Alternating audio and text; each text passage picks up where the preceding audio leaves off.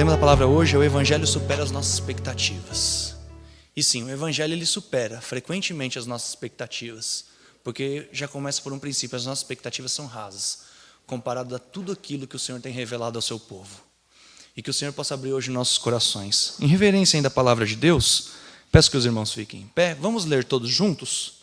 A leitura será novamente Atos capítulo 3, do versículo 1 ao versículo 10. Amém? Vamos ler de forma conjunta? Eu leio o primeiro, os irmãos leem o segundo? Alternado quer dizer. Assim diz a palavra do Senhor. Estão conseguindo ver? A linguagem é um pouquinho diferente. Certo dia, por volta das 3 da tarde, Pedro e João foram ao templo orar.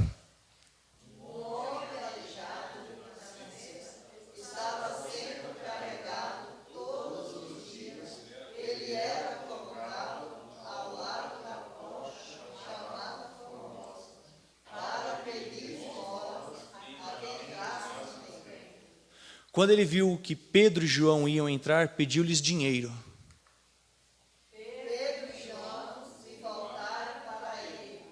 Olhem para nós, disse Pedro. O homem fixou o olhar neles, esperando receber alguma esmola.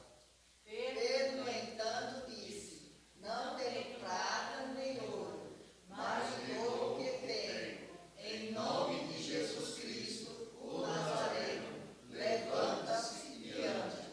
Então Pedro segurou o aleijado pela mão e o ajudou a levantar-se. No mesmo instante, os pés e os tornozelos do homem foram curados e fortalecidos.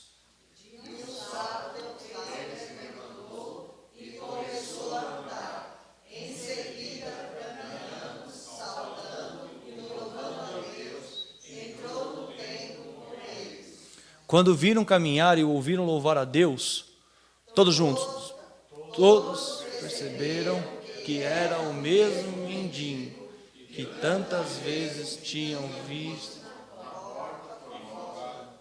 Ficaram perplexos. Glória a Deus. Vamos pedir que o Senhor fale conosco, fale aos nossos corações, para que possamos arraigar isso aqui dentro de nós. Amado Deus e Pai, na Tua presença nos colocamos, Senhor, novamente, pedindo, Senhor, com base na Tua promessa, que onde estivesse 2 ou 3 reunidos em Seu nome, ali o Senhor estaria presente, Pai. E a Tua igreja está reunida em Seu nome, para ofertar os louvores, dedicar as nossas ofertas, e nesse momento pedir para que a Tua palavra fale aos nossos corações. Mas somente, Senhor, através do Teu Espírito Santo é que nossos corações podem ser abertos, que essa palavra maravilhosa pode frutificar e que ela possa ensinar, Pai. Então nesse momento, Senhor, nos diminui, mas exalta o nome do Teu Filho, que é grandioso para todos sempre. Fala aos nossos corações, é o que te pedimos, no nome do Seu Filho amado Jesus. Amém. Os irmãos podem se assentar. Irmãos, eu confesso para vocês que quando eu era pequeno, eu adorava essa passagem. Nossa, mas eu amava ler Atos 3. Eu amava ler Atos 3. Até aquela partezinha, né? Não tenho prata nem ouro, mas o que tenho eu te dou. Em nome de Jesus Cristo, levanta e anda. Nossa, eu amava ler isso, eu amava. Eu ficava impressionado. Eu falava para o meu avô, falei, vô, mas como pode, né? Será que um dia a gente faz a mesma coisa também? Aí eu falava para ele que eu queria ir para o hospital, fazer a mesma coisa, fazer o pessoal andar. Meu avô, calma, filho, calma que não é assim não. Calma que não é assim não. Mas era impressionante porque você podia observar o poder de Deus operando. E aí você vê que esse milagre, ele não é apenas para uma cura específica de uma pessoa. Mas essa história ela vai trazer diversos desdobramentos. A partir do versículo 11 até o capítulo 4. Ele vai trazer diversos desdobramentos. Deus usou dessa forma maravilhosa, operando esse milagre de uma forma maravilhosa na vida dessa pessoa, para que fosse alcançada outras tantas. E você vai perceber também que esse milagre ele é muito específico para essa pessoa, porque ele tinha perspectivas rasas. Como eu falei, muitas pessoas têm perspectivas rasas. Às vezes não esperam mais nada da vida. Às vezes que você fala para uma pessoa, quantas vezes a gente vê nesse mundo pessoas com um pensamento muito pessimista, né? O que você espera? Não espero nada. Morrer deve ser algo maravilhoso, a gente vai para a glória. Quantas pessoas abrem mão da vida, abrem mão dessa força, da vontade de viver, porque pensa que o mundo é terrível, porque o mundo é triste. E aquele homem estava parado diante da Porta Formosa por 40 anos, e o Senhor operou algo maravilhoso na vida dele, e através disso alcançou outras tantas pessoas. Por isso que eu disse, o Evangelho ele supera as nossas expectativas. Eu sempre me prendia no milagre, eu falava, nossa, como é lindo, né? Como é impressionante. Um homem foi curado, um aleijado foi curado. E a gente não se atenta que a extensão disso vai até o capítulo 4 e que a história ela traz diversos desdobramentos. Esse aqui, irmãos, é o primeiro milagre da era cristã. Primeiro milagre. O Senhor ele operou diversos milagres, incontáveis milagres. O próprio Senhor Jesus operou. E isso não é uma expressão errada. Não é errado quando você fala que Jesus ele operou diversos milagres. Por exemplo, lá em João, capítulo 21, 25, diz assim: Jesus também fazia muitas outras coisas. Se todos fossem registrados, suponho que nem o mundo inteiro poderia conter todos os livros que seriam escritos. O Senhor operou diversos milagres, diversos milagres. E não foi aquela coisa específica. Todos os milagres que Jesus operou, os mais importantes, aqueles que serviram para mostrar ao maior como um sinal, foram registrados, devidamente registrados. Mas João falou, calma, o poder de Deus não é limitado. O Senhor Jesus operou outros tantos. Se fosse escrever tudo, não tinha lugar no mundo para guardar tanto livro.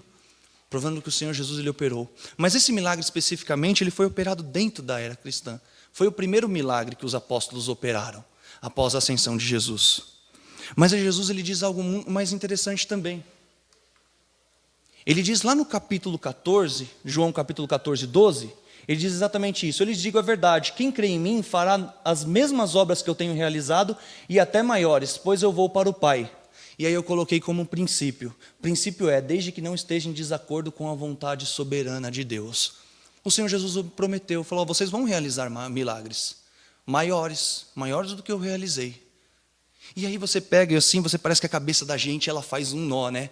Porque a gente olha para a Bíblia e a gente pensa assim, se você juntar todos os apóstolos, inclusive posteriormente o apóstolo Paulo, você vai ver que nenhum milagre foi tão grande na questão de impacto.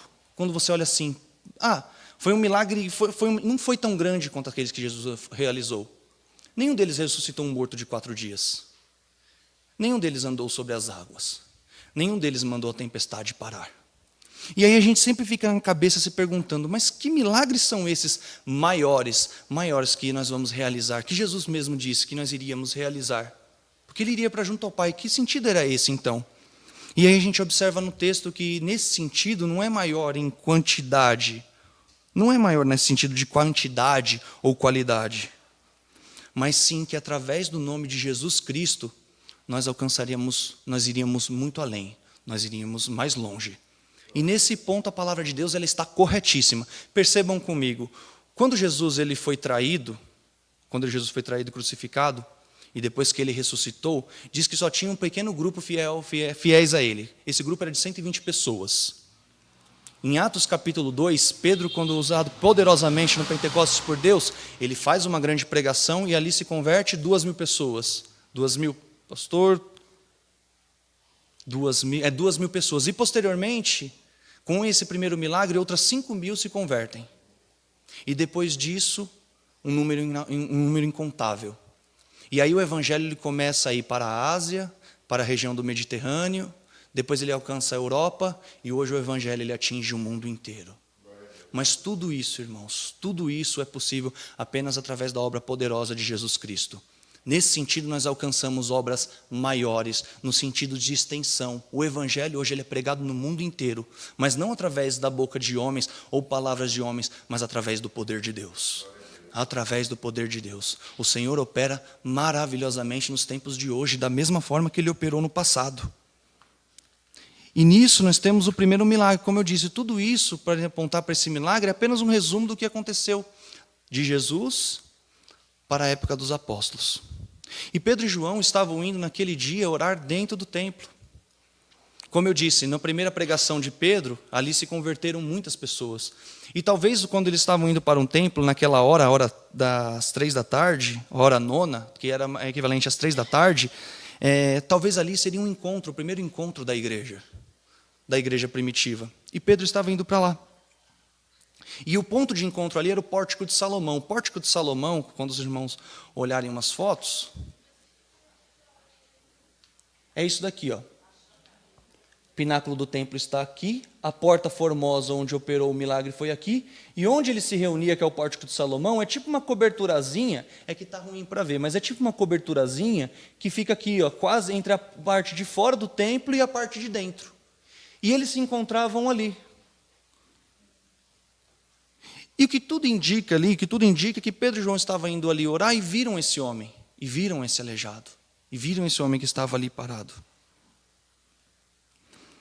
É muito interessante, irmãos, que os milagres que Cristo realizou, todos os milagres que Jesus realizou, eles eram operados através da fé.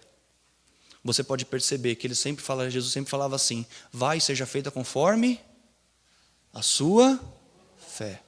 Vai, seja feita conforme a sua fé. Mas isso não era uma via de regra.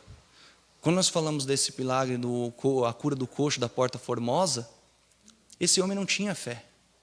Esse homem ele não possuía qualquer expectativa. Ele não possuía qualquer expectativa em relação ao seu futuro, aos acontecimentos. Ele só era colocado ali todos os dias para pedir esmolas.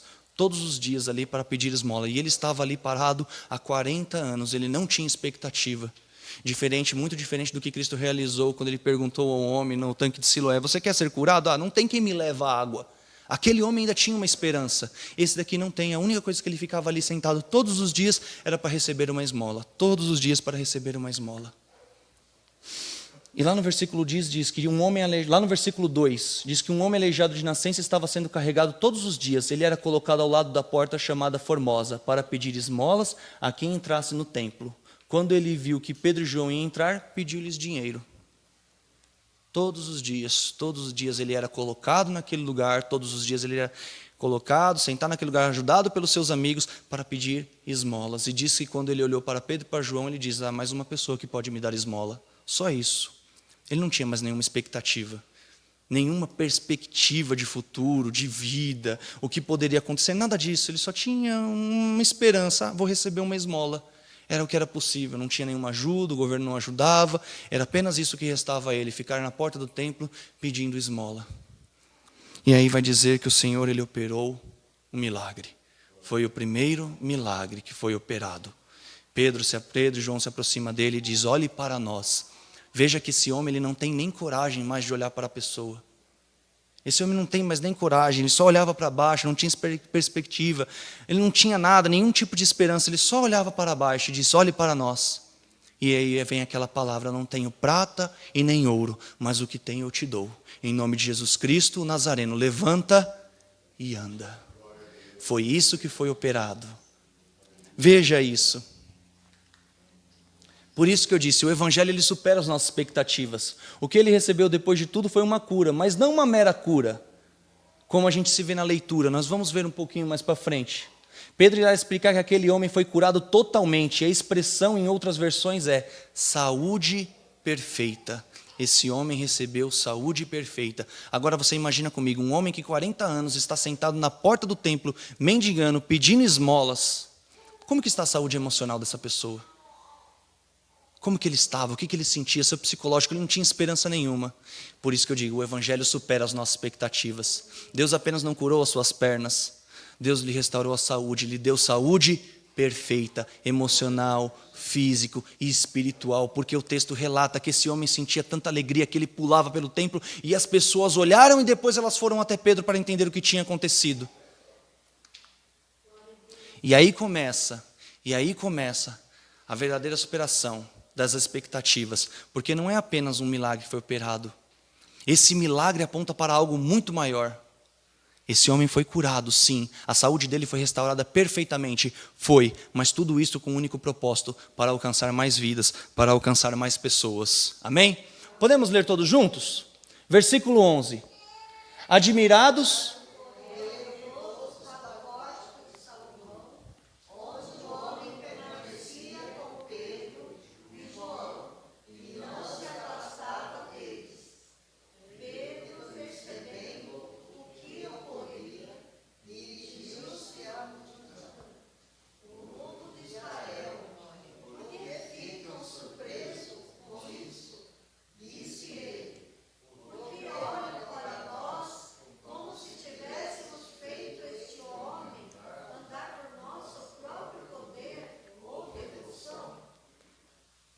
Percebam aqui o que é um homem de Deus.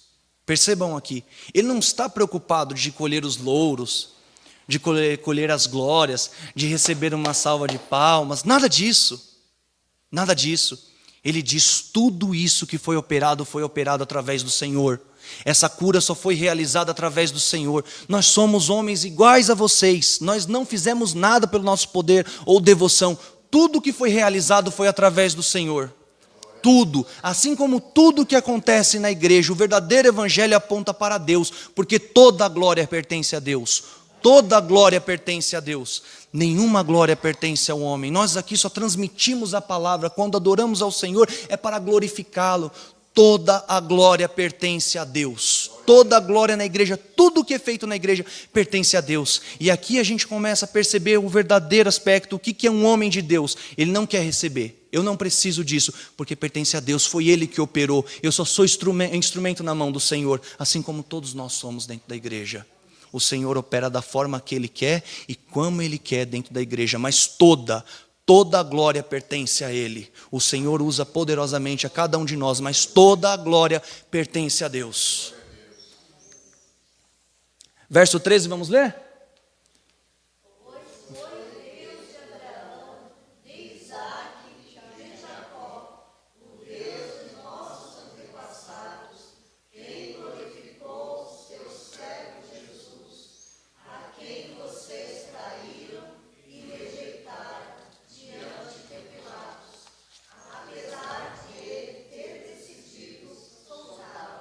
A letra ficou pequenininha, mas o que eu vou falar para vocês, o que Pedro estava fazendo aqui, irmãos? Pedro, nesse momento, ele está reabrindo uma ferida. Ele está diante daquelas pessoas que mandaram crucificar Jesus, porque ele tinha falado exatamente o que Pilatos falou: quem vocês querem que eu soltem? Jesus ou Barrabás? E o que a multidão gritava? Barrabás, Barrabás, Barrabás. E Cristo? Crucifica-o. Crucifica-o. E aí ele diz: ó, quem vocês traíram e rejeitaram diante de Pilatos, apesar dele decidir soltá-lo. E aí você vê, o que Pedro está fazendo aqui? Não era melhor ter deixado isso para lá? Não era melhor deixado isso tudo quieto, tudo quietinho? Não, irmãos, o evangelho supera a nossa expectativa, porque ele também vai de encontro aos nossos erros. Nós não estamos livres do pecado, não. Nós não estamos livres do domínio do pecado. Nós podemos pecar ainda. Frequentemente nós caímos, frequentemente nós temos nossas falhas, mas o evangelho supera as nossas expectativas nisso, porque ele confronta os nossos erros. O evangelho ele vai de encontro aos nossos erros. E ele aponta para nós e fala: aqui você errou, a oportunidade, volta. Volta. O evangelho também é isso. O evangelho não é apenas um passar a mão na cabeça e dizer: não, com Cristo tudo é maravilhoso e tudo pode. Isso não é verdade. Isso não é verdade. O verdadeiro evangelho ele aponta para os erros e fala: você precisa mudar. A verdadeira conversão ela enfrenta a nossa velha natureza. Hoje o que nós enfrentamos, como eu sempre digo, é um processo de santificação. É o velho homem lutando contra a nova criatura. Todos os dias. Isso só pode ser superado através do poder do Espírito Santo. Quando nós nos curvamos, irmãos, quando nós buscamos a Deus através das orações, quando nós pedimos as instruções de Deus para a nossa vida, através do Espírito Santo, o evangelho ele não encobre erros, ele aponta e pede mudança. Mude, nós precisamos mudar frequentemente, todos os dias da nossa vida, para que possamos alcançar algo melhor, irmãos. A perfeição só será alcançada na glória, mas quanto mais santificação, mais perto de Deus estamos, mais livre do domínio do pecado também estaremos. Amém?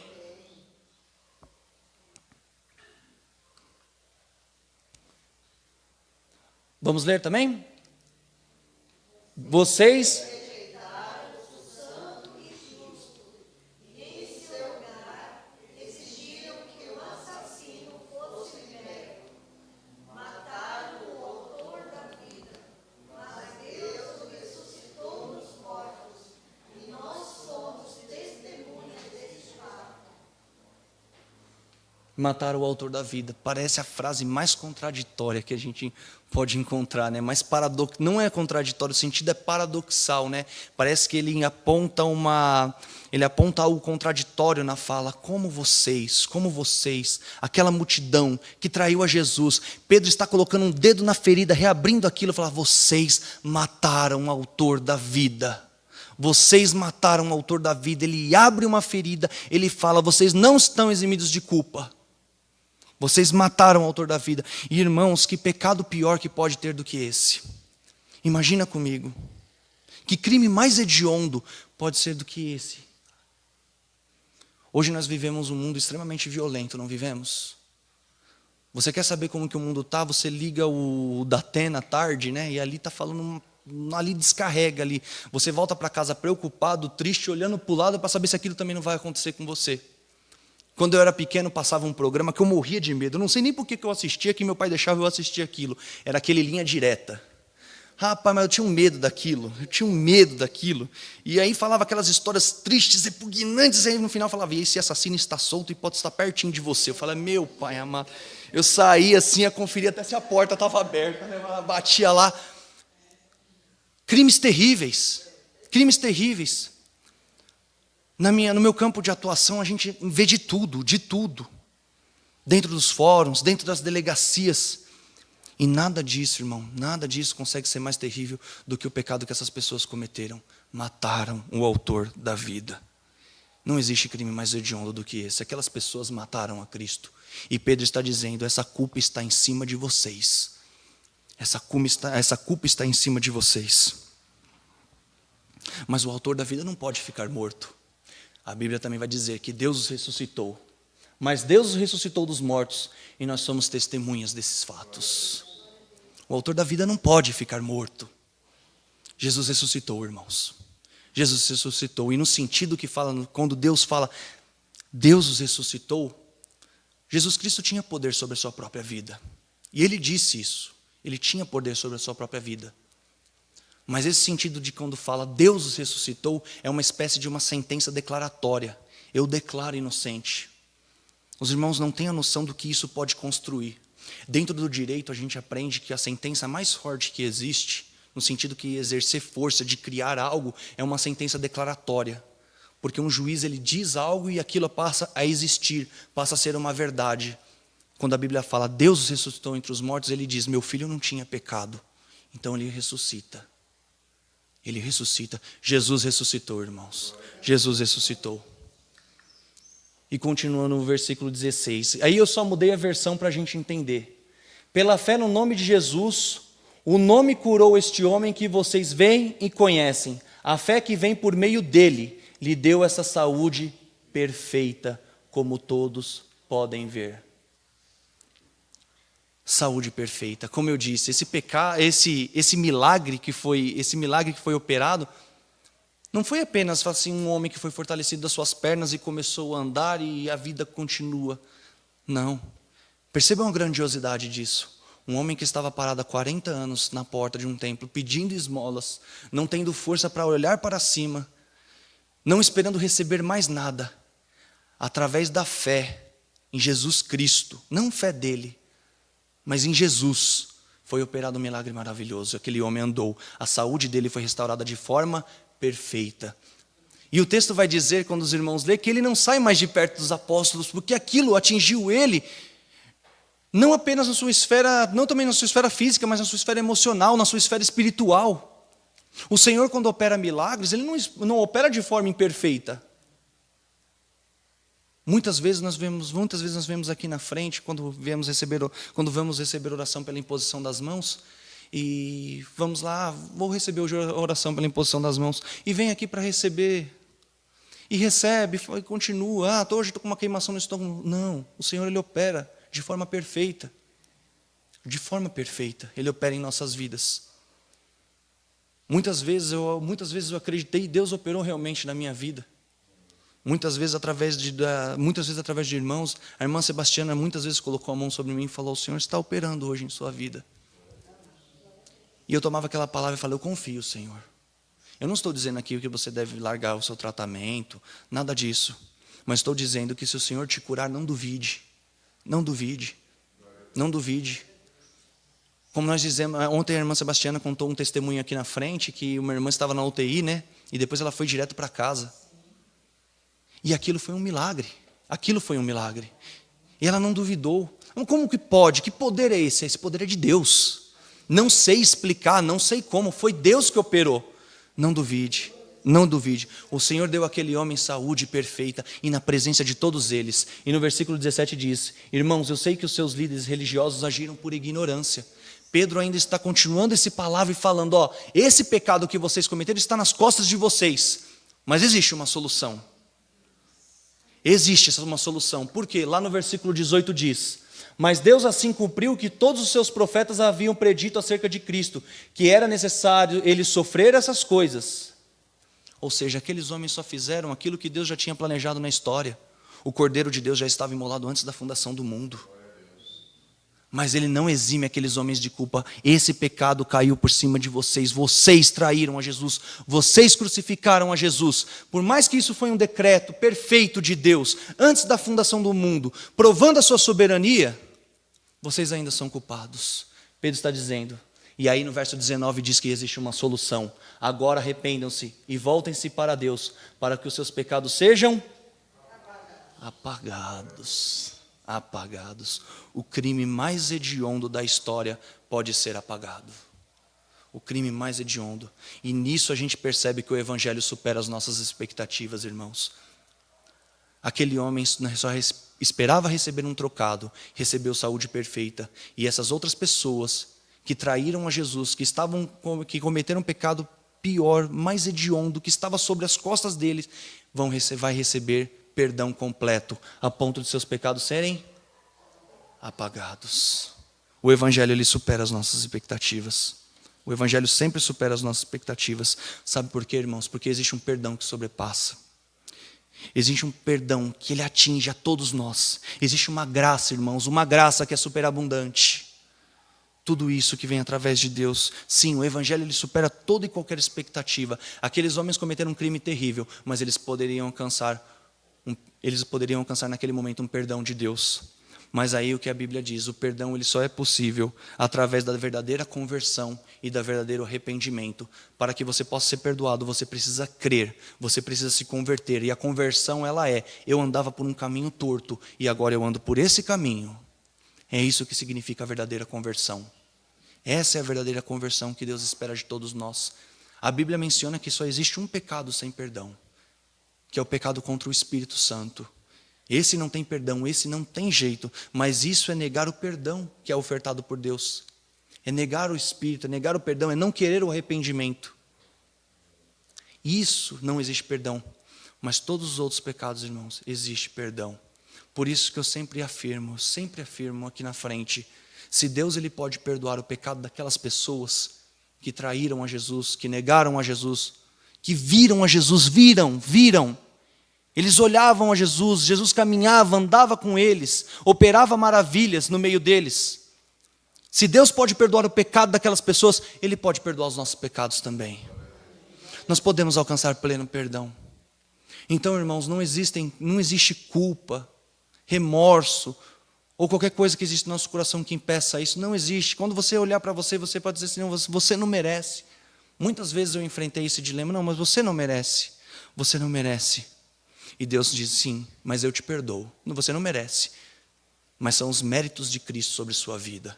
Quando Deus ele olha para você, para cada um de vocês, Ele não enxerga mais só você, Ele enxerga o sacrifício do Filho dele. Um sacrifício eficaz, um sacrifício que traz vida, que traz arrependimento, que traz perdão, que constrói. É isso que Deus enxerga. Você não merece mesmo, mas Cristo se fez merecedor por você. E hoje você tem acesso ao Pai. Você tem a oportunidade de pedir perdão. É por isso que o Evangelho ele supera as nossas expectativas. Veja que um milagre que as pessoas podem falar foi maravilhoso, está apontando para algo muito maior, muito maior. Então da presença do Senhor virão tempos de renovação, e Ele enviará novamente a Jesus Cristo que lhe foi designado, pois Ele deve permanecer no céu até o tempo da restauração final de todas as coisas, conforme Deus prometeu há muito tempo por meio dos seus santos profetas. Moisés disse, o Senhor seu Deus levantará para vocês um profeta como eu, do meio do seu povo. Ouçam com atenção tudo o que lhes disser. Quem não der ouvidos a esse profeta será eliminado do meio do seu povo. A começar por Samuel, todos os profetas falaram sobre o que está acontecendo hoje. Vocês são descendentes desses profetas e estão incluídos na aliança de Deus fez com seus antepassados, ao dizer a Abraão: por meio de sua descendência todas as famílias da terra serão abençoadas.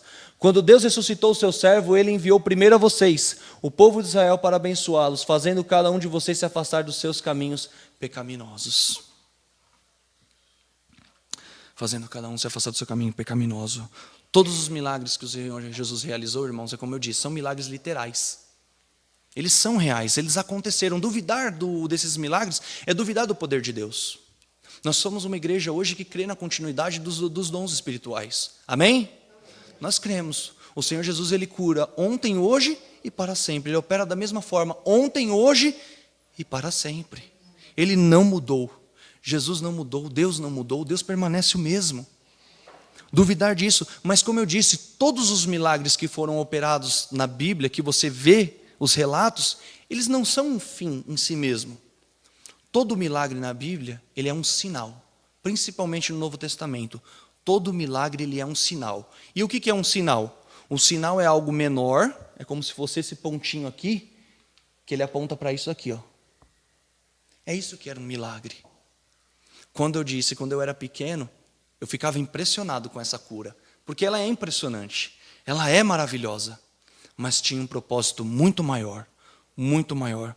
O Senhor usou daquela ocasião, usou daquele homem para operar algo muito maior, para superar as expectativas, para perdoar pecados e para converter uma multidão de pessoas.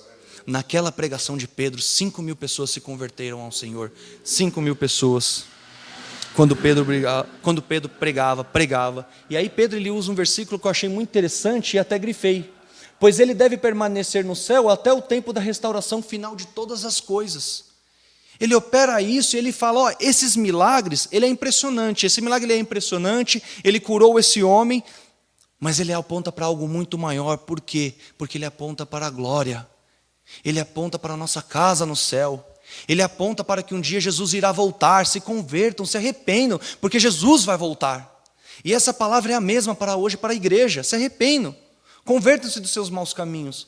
Vamos andar lado a lado com Cristo, por quê? Porque um dia Jesus irá voltar, irmãos. Como eu sempre digo, a vida é muito curta para se viver longe de Jesus. Nós temos a oportunidade de andar com Cristo, nós temos essa oportunidade hoje, e aí ele vai dizer, pois ele deve permanecer no céu até o tempo da restauração final de todas as coisas. E o termo que ele usa aqui é apocatastasis, que significa restauração final de todas as coisas em sua unidade absoluta com Deus. Quando Deus irá restaurar tudo, Jesus um dia irá voltar, irmãos. Jesus um dia vai voltar. Isso não é uma promessa vazia. E ele restaurar todas as coisas é quando tudo é absolutamente restaurado por Cristo e onde todos nós desfrutamos plenamente do não tem mais dor. Como eu disse, esse mundo está terrível, cada dia pior, não é verdade? O mundo anda cada dia pior, mas um dia Cristo irá restaurar todas as coisas. Cristo um dia irá retornar com poder e grande glória ao seu povo. E nós estaremos prontos, nós estaremos presentes, nós estaremos lá e iremos desfrutar disso. Não existe mais dor, não tem mais dor. É onde nós vamos desfrutar perfeitamente com Cristo todas as coisas para a eternidade. Então, irmãos, não se apeguem a esse mundo que é passageiro, a essa vida pequena, as tristezas do dia a dia, talvez por um pecado, uma dificuldade. Não se apegue nisso. Não se apegue nas dificuldades desse mundo agora. Não se apegue, talvez, num problema financeiro, num problema de saúde. Não se apegue nisso. Cristo um dia irá voltar. E Ele restaurará todas as coisas. Estaremos com Cristo todos os dias para a eternidade. Vou correr um pouquinho para a gente poder ainda falar, porque eu disse, a história ela também caminha para Atos. Atos capítulo 4. Vamos ler juntos? Enquanto falavam ao povo,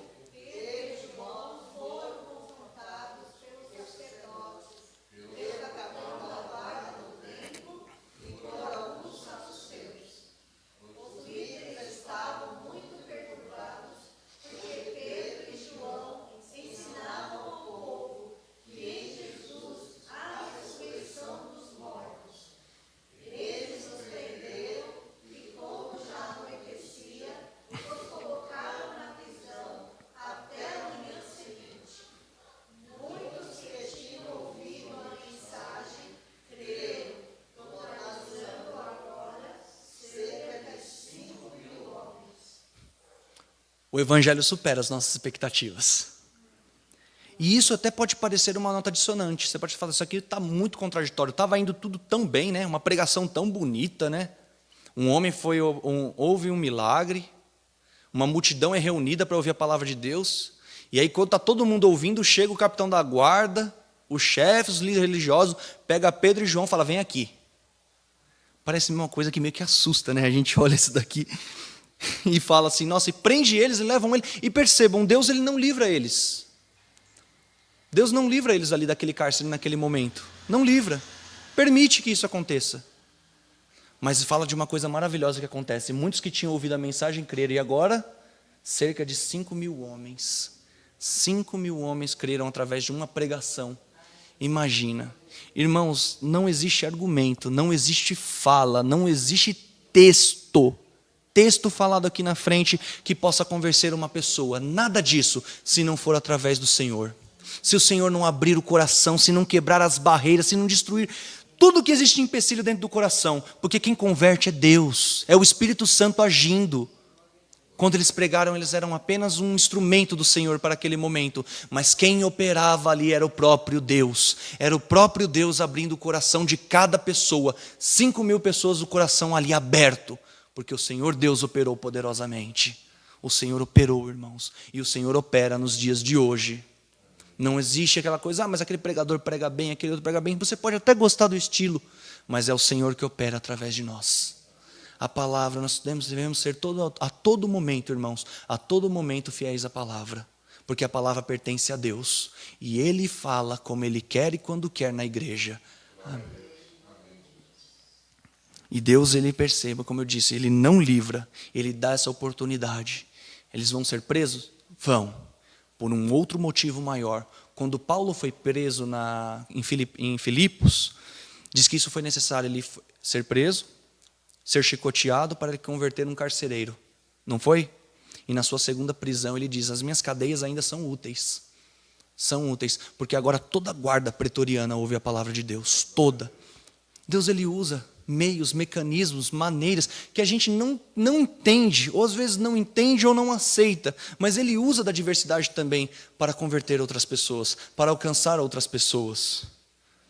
Assim como Ele usou a vida de Paulo, assim como Ele usou a vida de Pedro, assim como Ele usou a vida de João, o Senhor Ele opera da forma que Ele quer. A igreja cresce, a igreja continuará crescendo, o Evangelho ele nunca reduzirá, ele não deixará de se expandir, porque é o Senhor que opera.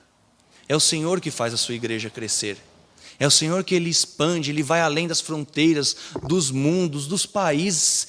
Ele está indo. O Evangelho está avançando a cada dia. O que nós não devemos ficar é intimidados, envergonhados, com medos, receosos. Como eu disse num tempo atrás, recentemente foi aprovado na verdade o Supremo Tribunal Federal usou da lei, na verdade, de um julgamento contra a homofobia para tentar legislar. E aí ficou aquilo, hoje está aquilo numa dúvida. Se um pastor estiver aqui na frente pregando algo da palavra de Deus, que é o contrário às práticas do mundo, e isso for considerado por uma pessoa que está passando na rua como algo que ofende ela, pode ser taxado como homofobia. Será que os pastores deixarão de pregar sobre o pecado? Será? De maneira nenhuma. Deus ele vai usar da diversidade, mas Ele usará isso para o crescimento do seu Evangelho. Ele usará isso a todo momento, mas para o crescimento do seu santo Evangelho. Uma coisa que era muito perguntado naqueles tempos, e até Tertuliano ele disse essa frase, o sangue dos mártires é a semente da igreja. Porque pense comigo, ele pensava assim, quanto mais se mata cristãos, isso eu estou falando do primeiro século, mais nasce cristão. Quanto mais você mata cristão, mais nasce cristão. Eles crescem. Eles vão longe. E eles ficavam sempre com isso na cabeça. E isso assombrava, até coloquei, uma das coisas que assombrava as autoridades daqueles dias era como essa gente morre com tanta dignidade. Como essa gente morre com tanta honra, como enfrenta essas execuções.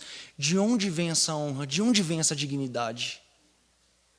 E isso nós estamos falando apenas do primeiro século. Se você trazer para os dias de hoje, como nós enfrentamos nossas dificuldades com tanta dignidade? Às vezes você vai no hospital, às vezes as pessoas estão lá, né? É muito engraçado. Você chega lá, um irmão tá lá no leito do hospital, e as pessoas vão passando e vão notando, ele fala de Deus. Isso, eu vi muitas vezes isso quando meu pai ficou internado, e as pessoas falavam assim: mas como que você tem tanta esperança, você está doente assim? Ele falava: porque minha vida não é aqui. Um dia Cristo, ele falava exatamente o que eu falei aqui: um dia Cristo irá voltar. Um dia ele falava assim de um jeito muito engraçado, assim, ele falou assim: um dia essa carcaça vai cair. Vai, eu vou me desprender, não vou sentir mais dor nas minhas juntas, meu rim que está doendo aqui. Um dia Cristo irá voltar. Um dia eu vou estar com Ele para todo sempre. As pessoas ficavam impressionadas porque ele doente, indo para a UTI, voltando para o quarto, e ele com aquela dignidade dele. Ele falava: eu amo a Deus, eu amo a Deus. Porque, irmãos, é a verdade que está escrito em Romanos capítulo 14, versículo 8. Se vivemos, para o Senhor vivemos. E se morremos, para o Senhor morremos. Quer vivamos, quer morramos, pertencemos ao Senhor. Glória a Deus. Quer vivamos, quer morramos, nós pertencemos ao Senhor. Nós somos do Senhor, independente de circunstância, independente de desemprego, de luta, de adversidade, de perseguição, nós pertencemos a Deus. E é por isso que o Evangelho supera as nossas expectativas. Porque a nossa esperança não está nesse dia, no agora, nossa esperança está no mundo por vir. Porque Cristo voltará, irmãos, eu vou ser repetitivo, mas Cristo voltará e buscará a sua igreja. No dia seguinte, o conselho das autoridades, dos líderes do povo, dos mestres da lei se reuniram em Jerusalém. Estavam ali Anás, o sumo sacerdote, e também Caifás, João, Alexandre e outros parentes do sumo sacerdote. Mandaram trazer Pedro e João e os interrogaram: com que poder ou em nome de quem vocês fizeram isso? Cheios do Espírito Santo, Pedro lhe respondeu: autoridades e líderes do povo, estamos sendo interrogados hoje porque realizamos uma boa ação em favor de um aleijado, e os senhores querem saber como foi curado? Saibam, senhores, e todo o povo de Israel, que ele foi curado pelo nome de Jesus Cristo, o Nazareno, a quem os senhores crucificaram, mas a quem Deus ressuscitou dos mortos. Pois é a respeito desse Jesus se diz: a pedra que vocês construtores rejeitaram se tornou a pedra angular. Não há salvação em nenhum outro. Não há nenhum outro nome debaixo do céu em toda a humanidade por meio do qual devamos ser salvos. Quando os membros do conselho viram a coragem de Pedro e de João, ficaram admirados, pois perceberam que eles eram homens comuns, sem instrução religiosa formal, reconheceram também que eles haviam estado com Jesus. Algumas verdades sobre isso. Primeiramente, Pedro e João nunca imaginou que ia pregar para ninguém. A verdade é essa. Imagina aqueles dois homens lá pescando no marzinho, tranquilinho, puxando um peixinho. Vem Jesus e fala: vem que eu vou fazer você pregador de homens. Ah, legal, pregar para o pessoal que é do meu nível é fácil, né? O pessoal já me conhece, vai pelaquela questão de amizade. Eu imagino que eles nunca imaginaram na vida que eles iam pregar para gente tão importante. Nunca imaginou pregar para líder. Anás, sumo sacerdote, Caifás, Alexandre, os parentes, os fariseus, os líderes religiosos, eles conheciam Bíblia, amém? Conheciam. Não é, podiam falar assim: isso aí que você está falando a gente conhece, mas você vê que é o poder de Deus que opera. É o próprio Senhor falando, é o próprio Senhor instruindo. E eles nunca imaginaram aquilo, e estavam pregando para a gente tão importante. Outra coisa, eles não estavam com medo.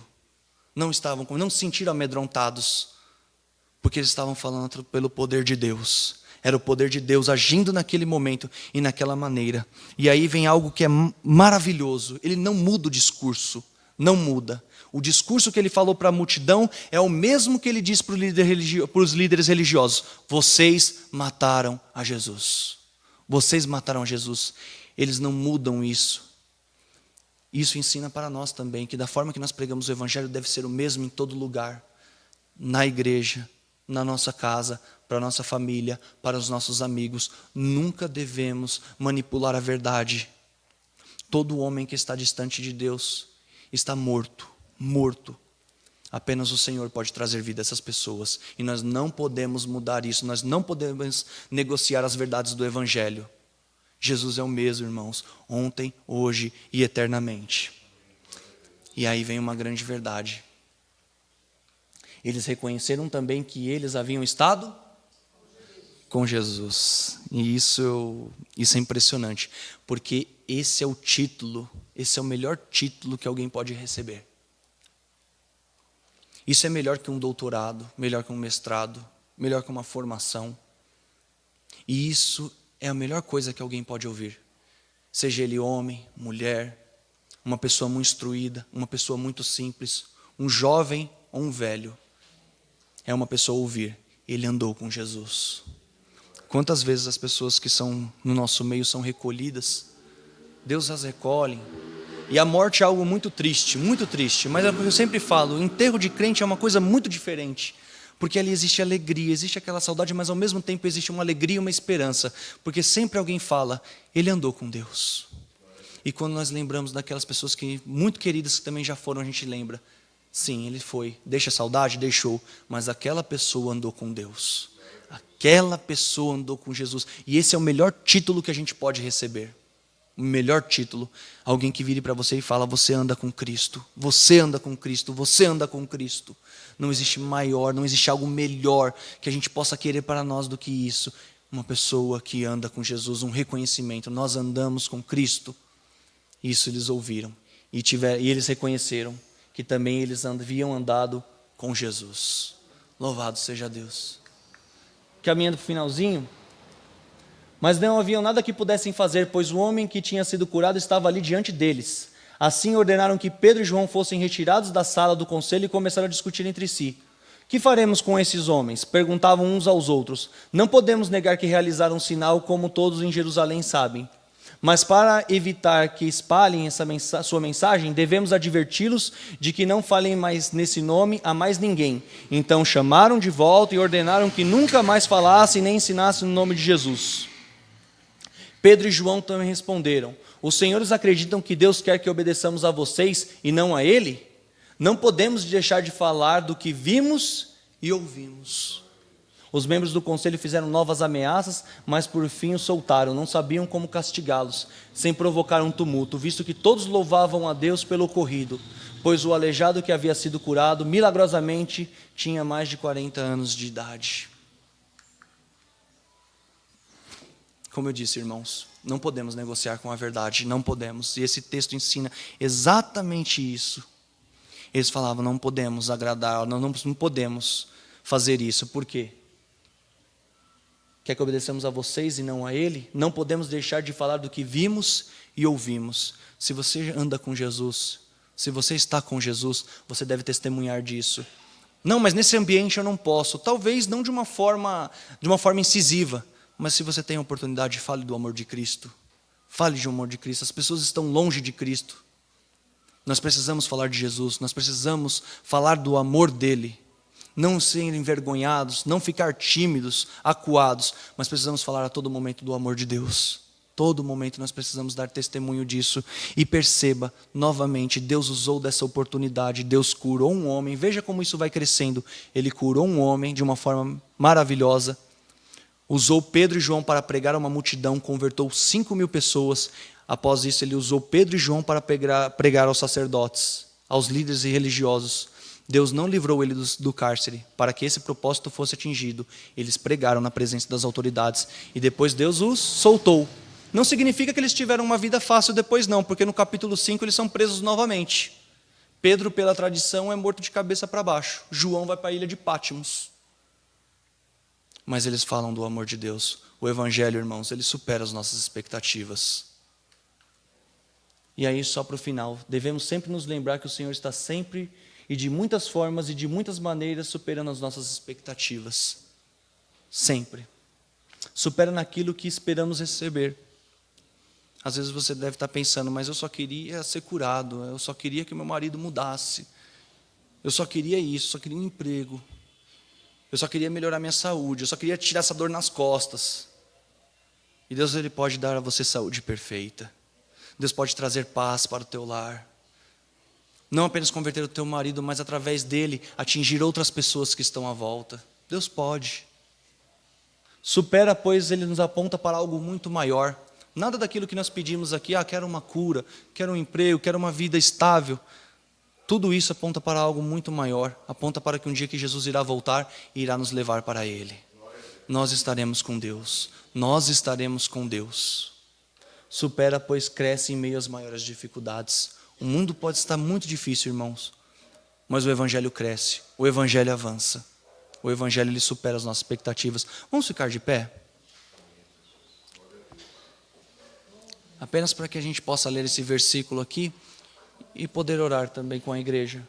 Efésios capítulo 3, versículo 20 e 21. Vamos lá? Toda a glória seja a Deus, que por seu grandioso poder, que atua em nós, é capaz de realizar infinitamente mais do que poderíamos pedir ou imaginar.